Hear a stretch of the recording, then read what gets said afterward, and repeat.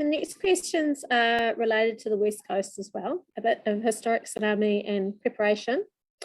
So Kevin asked, he'd like to know more about the tsunami risk and tsunami history of Westport and the Buller region. So he says he's reviewed the past history himself after hearing a lot of mixed messages, and the only mention of recent tsunami he could find were in 1868 and 1877, both caused from earthquakes in Chile. And then Catherine's question relates to preparedness for the West Coast in general, particularly following the recent flood and storm events which have impacted the Buller district. So she asks, how well prepared do you really believe we are on the coast? It's predicted we will lose all comms and be geographically isolated.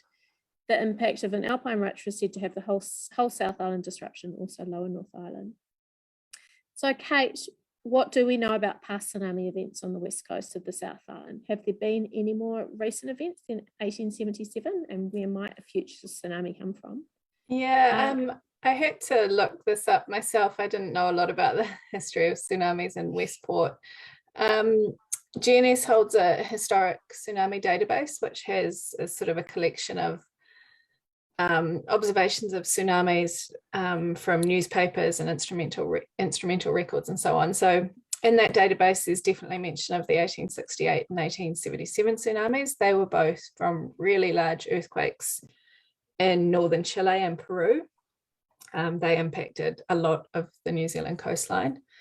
The only additional entry that I could see was there was some hints. It wasn't high certainty, but something happened in 1913, I think it was. Yeah, 1913.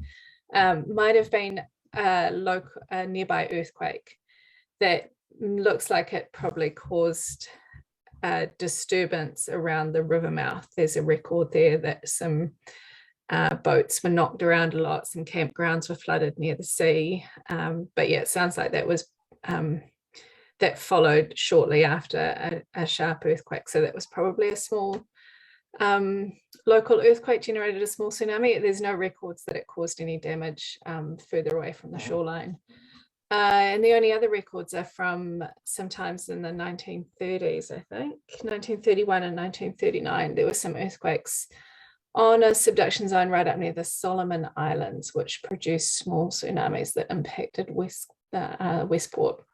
So yeah, it does have a history of tsunamis and nothing significant in historic times. And I'm also not aware of anything from Maori oral histories or anything from geological records that indicate it's been inundated by really large tsunamis. But even, you know, with the amount of infrastructure and people we now have on the coastline, even small tsunamis can be quite damaging.